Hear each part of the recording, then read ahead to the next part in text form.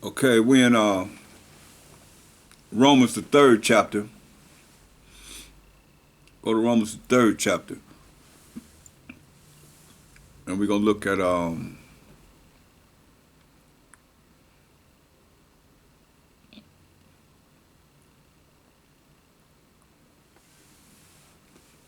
verse 9. It says, "What then? Are we better than they? No, in no wise. For we have before proved both Jews and Gentiles that they are all under sin.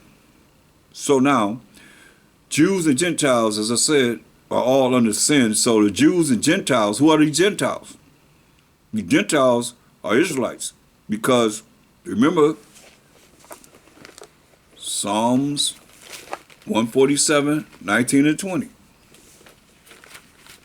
Who was given the law? And sin is the transgression of the law, breaking of the Most High's law. So who's given the law? Psalms 147, 19 and 20. He showeth his word unto Jacob, his statutes and his judgments unto Israel. He have not dealt so with any nation. And as for his judgments, meaning the punishments for breaking the Most High's laws, they have not known them. But we have. In those curses that you read from Deuteronomy 28, chapter the 15th verse to the 68th verse, oh yeah, that befell the Israelites, who we are. Praise ye the Most High. So his laws, statutes, and commandments were only given to the Israelites. He have not dealt so with any other nation. That's what he's saying. So when you see here Jews and the Gentiles, it's talking about the Israelites that we went over, showing you that in the first beginnings of these chapters, proving how you look at who it's talking to. It's not talking to everybody. It's only talking to the Israelites that are scattered in these lands. So, verse 10 says, as it is written, there is none righteous, no, not one. There is none that understandeth. There is none that seeketh after the Most High. They are all gone out of the way. They are together become unprofitable. There is none that doeth good, no, not one. Their throat is an open sepulchre, talking stuff. With their tongues they have used deceit. With their tongues they have lied to people. The poison of poisonous snakes is under their lips, whose mouth is full of cursing and bitterness. Their feet are swift to shed blood. Hear that? Talk about us. Destruction and misery are in their ways. In the way of peace have they not known. There is no fear of the Most High before their eyes. So now we know that what things soever the law saith, whatever the law is saying, we go through the moral laws, the civil laws, the dietary laws, the ceremonial laws. It said to them that are under the law. We just read in Psalms 147, 19 and 20. It's to the Israelites. Now we know that what things soever the law said, it said to them who are under the law, that every mouth may be stopped, and all the world may become guilty before the Most High. Therefore, by the deeds of the law, there shall no flesh be justified in his sight. For by the law is the knowledge of sin. You see? The law gave us knowledge of sin, but if you don't have that, then how do you know what's right from wrong? Verse 22, even the righteousness of the Most High, which is by faith of a MASHAYACH YAHAWASHI, unto all and upon all them that believe. But there is no difference between us and them that are scattered, or us and the Gentiles in our time now that are scatterbrained in the way they think, in the way they try and interpret what this Bible is talking about and who they are, and done created their own power. As they say, God, who are you talking about? Who are you talking about? They say Jesus Christ, who are you really talking about? The one that's in this Bible? I don't think so. Or it might be, if you understand this truth. For all have sinned and come short of the glory of the Most High. Being justified freely by his grace through the redemption that is in MASHAYACH YAHAWASHI, his precious blood being shed for us and going to the Most High on our behalf, whom the Most High have sent for to be the propitiation through faith, believing in him and his blood that was shed for the 12 tribes of Israel, the ultimate Lamb of the Most High, the ultimate sacrifice of the Most High, to declare his righteousness for the remission of sins. And we read in Acts 5:31, repentance to Israel and forgiveness of sins that are past through the forbearance of the Most High, to declare, I say, at this time his righteousness, that he might be just and the justifier of him which believeth in MASHAYACH YAHAWASHI. Because you don't believe in him, he ain't going to the Most High on your behalf anyway. You see?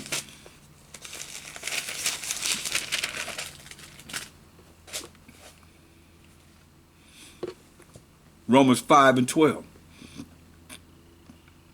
Wherefore, as by one man sin entered into the world, that one man is Adam, and death by sin. He said, don't eat of the tree of the knowledge of good and evil, or you're going to die. They ate of the tree, Adam and Eve ate of the tree of the knowledge of good and evil, and we die. And death by sin. And so death passed upon all men, for that all have sinned. You see? For until the law, sin was in the world, but sin is not imputed where there is no law. Nevertheless, death reigned from Adam to Moses, even over them that had not sinned after the similitude of Adam's transgression, who is the figure of him that was to come. Talking about MASHAYACH YAHAWASHI. See, death reigned from Adam to Moses. The Most High gave us the laws in the wilderness, giving us a chance, man. And we still broke his laws. We still did wrong. We still wanted death. We always went to death instead of life. Verse 18, therefore, as by the offense of one judgment came upon all men to condemnation to kill us off, even so by the righteousness of one, MASHAYACH YAHAWASHI, the free gift came upon all men unto justification of life, for everlasting life. Have a chance to live forever and ever and ever. For as by one man's disobedience, Adam's disobedience, many were made sinners, so by the obedience of one, MASHAYACH YAHAWASHI, coming here to be an example to show that it can be done, shall many be made righteous. And to be made righteous, you got to keep the commandments of the Most High, which he did. Moreover, the law entered that the offense might abound. But where sin abounded, grace did much more abound. Because without the grace, Most High be putting us to death. Grace is getting something that you don't deserve. Us getting something that we didn't deserve. Mercy is not getting something you do deserve. And people saying, oh, we under grace. Yeah, you're getting something you don't deserve. Especially you ain't trying to keep the law, statutes, commandments of the Most High. That as sin has reigned unto death, even so might grace reign through righteousness unto eternal life by MASHAYACH YAHAWASHI, our master. So you ain't going to get around the fact that righteousness is keeping of the Most High's law, statutes, commandments. Y'all can read it any way you want to, but you still got to go back to Deuteronomy 6:25. Our righteousness in keeping the commandments of the Most High, period. That's the way it is. It's like that. That's the way it is, period. Look what he said in Romans 1:18. For all you high-minded, holy rollers. Paul that wrote most of the New Testament, what did he say? For I know that in me, that is in my flesh, dwelleth no good thing. For to will is present with me. But how to perform that which is good, I find not. And you know what he said was good in verse 12. Wherefore the law is holy, and the commandment holy, and just and good. Because he was converted, but he had to go through a lot of hell, tribulation behind what he did.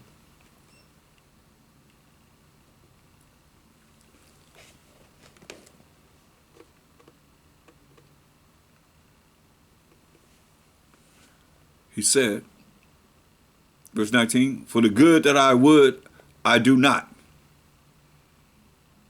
But the evil which I would not, that I do. But you know he wasn't perfect. Now if I do that I would not, it is no more I that do it, but sin that dwelleth in me. See? The sin that's dwelling in us. Have you do the things that are contrary to the law, statutes, commandments of the Most High. That's what he's saying. I find in a law that when I would do good, evil is present with me. That's why you got to know how to deal, like the Most High said. Good chapter is Ecclesiasticus, the 2nd chapter in the Apocrypha. When thou come to serve the Most High, prepare. Prepare for the devil. Prepare thyself for temptation. And the MASHAYACH went to the law every single time to rebuke the devil. So you know what he did? You do the same thing. So put this word on. Let this word come out in your house. Turn that word on. Rebuke all them evil spirits out of there. If they're evil, they ain't gonna be able to deal with it. They have to leave MASHAYACH alone. He give you the example.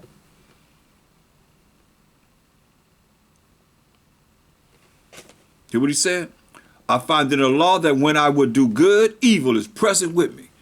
That's like when you see the sons of the Most High came in the book of Job, in Job 1 and 6. That's us, the sons of the Most High. And Satan came among them. What he said, the same thing. It's no different. That's why wherever you at, you got good and evil angels right around you. And if you're all right, the righteous angels is taking over. If not, then they move aside. Most High move aside. He got a vengeance. He got spirits of vengeance that's on this earth ready for the commandment of the Most High. Straight up. To do his will. See, for I delight in the law of the Most High after the inward man. But I see another law in my members, warring against the law of my mind. See, his body trying to do something, but his mind telling him just what you got to do, just right. But his members, his body parts is still telling him something, just warring against the law of my mind and bringing me into captivity to the law of sin. That's what he's saying, which is in my members. The law of sin, which is in his members. Cats doing all kind of wild stuff in the truth. You see? Because the spirit is willing, but the flesh is weak. So if this flesh is weak, then you make the flesh strong over the spirit. When the spirit should be made strong to control the flesh. That's what he said. He can't control his flesh. Say, oh, wretched man that I am, who shall deliver me from the body of this death? Saying, hey, you know this death. I thank the Most High through MASHAYACH Yahawashi, by MASHAYACH Yahawashi, our power. So then with the mind, I myself serve the law of the Most High. With his spirit, his mind, he served the mind of the Most High. But with the flesh, the law of sin. The action that he's doing is sinful. He's doing something sinful. Because you thinking right, you're going to speak right, you're going to act right. Right? But if you thinking right and you speaking wrong or you thinking wrong, then your action going to be sin. You're going to be for sin in your body. Things that you're doing is sin. That's what he's saying.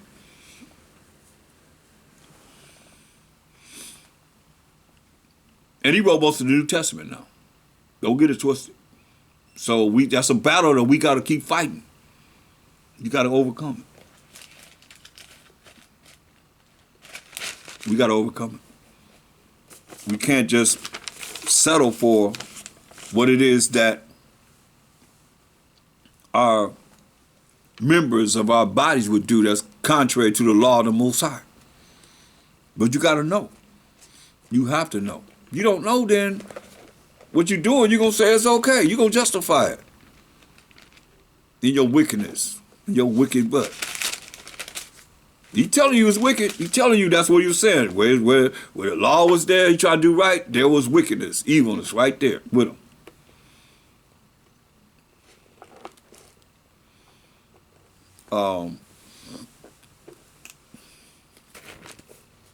Go to Luke, the 2nd chapter. As joined. And welcome everyone. The water for hanging in there with me. Look at Luke, the 2nd chapter, verse 32. Luke 2:32.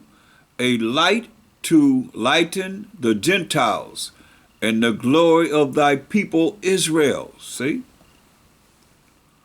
A light to lighten the Gentiles and the glory of thy people Israel. So, I mean, within that scripture, you see a light to lighten the Gentiles, to bring them to the light that was scattered and not knowing the truth, but following idolatry and so forth in the ways of these other nations, gods and so forth, and creating their own. As we know, we did. Making that calf when Moses went up for 40 days and 40 nights, and Ephraim, Jeroboam, making 2 calves, as we read. That's what we do. That's what we done. That's why the Most High say he's offended. And he's offended with us being lackadaisical with these different religions and so forth, and not really coming into the knowledge, wisdom, understanding of this Bible, of him first and foremost, and what he's given us to know in these last days. And people saying, hey, it's okay. It's not okay.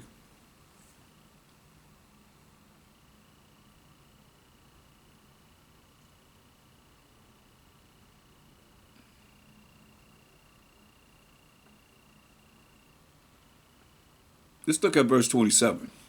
And he came by the Spirit into the temple, and when the parents brought in the child of MASHAYACH to do for him after the custom of the law, then took he him up in his arms and blessed the Most High, and said, O Most High, now lettest thou thy servant depart in peace. He wanted to see MASHAYACH be born on this earth according to thy word. For mine eyes have seen thy salvation, which thou hast prepared before the face of all people. He said his eyes have seen the Most High salvation, which thou hast prepared before the face of all people, a light to lighten the Gentiles, and the glory of thy people Israel. That's clear. That's what MASHAYACH came for. That's what it says, without a shadow of a doubt. Go to St. John, the 3rd chapter. And those Gentiles are the Israelites. They're scattered in those different lands that you read about, that Paul's writing to. And James, point blank, told you to the 12 tribes of Israel, scattered abroad greetings. So that's who it's talking to. James 3:19. And this is the condemnation, that light is coming to the world, and men love darkness. Ain't that something? MASHAYACH came into the world, showing us how to keep the Most High's commandments, but men love darkness. They love the way of the heathen. They love the way of the Roman Empire rather than light. They love themselves being wicked, all the way from the Greek Empire. You know, you look at a case scenario from the Greek Empire, and they were wicked. Let me show you. Because when MASHAYACH came on the earth, it was the Roman Empire. They had hundreds of years before he came on the power, and being wicked, like I said, it was against the law to even call yourself an Israelite by the time he came on the earth in the Roman Empire. But look at First Maccabees, the 1st chapter, which is in between the Old Testament and the New Testament. Matthew, because Matthew in the Roman Empire. So here we're in the Greek Empire, who took down the Persian and Mede Empire, and this is where it should be in the Bible. It's in the regular, the original King James 611 Bible. So First Maccabees 1:11, it says, in those days went there out of Israel wicked men, who persuaded many, saying, let us go and make a covenant with the heathen. Instead of, most I told us in in Jeremiah 10:2, learn not the way of the heathen, right? But they saying, let us make a covenant, a contract with the heathen that are round about us. For since we departed from them, we have had much sorrow. See? So this device pleased them well. Then certain of the people were so forward herein that they went to the king, who gave them license to do after the orders of the heathen. Can't get no clearer than that. That's wicked Israelites. They were wicked. And they dealt with the heathens against their own people. Against their own people. So by the time he come on the earth, amongst us, the world of Israel, you have those that are wicked, those children that belong to these wicked men that was set up on this earth, following the way of the heathen, as it is today. And it was against them. Because it was all about power. And they were afraid of losing their power with the established government, the Romans. Remember they said crucify him? He said, hey, this is your king. He said, no, Caesar's our king. They're afraid of losing their power with the, look, St. John 11:47, showing you. But to sellouts. Then gathered the chief priests and the Pharisees a council and said, what do we? What we gonna do? For this man doeth many miracles. If we let him thus alone, all men will believe on him. And the Romans shall come and take away both our place and nation. See? The Romans, so-called white man, superpower of earth, shall come and take away both our place and nation. See? So, that's why Mashayacha was cutting them. He was cutting them up.